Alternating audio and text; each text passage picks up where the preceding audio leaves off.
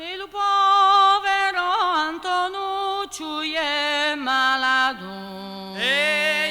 Rade gore la soi maladia, rade gore la soi maladia.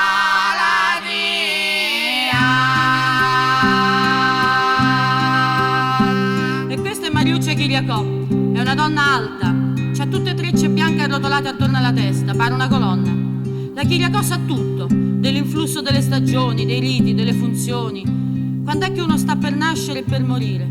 Sa la storia di tutti i suoi, sa le leggende, sa le religioni, le eresie, perché lei fa la prefica. Allora, quando va a cantare vicino al morto, deve sapere fare i paragoni, le metafore, gli svoli di fantasia.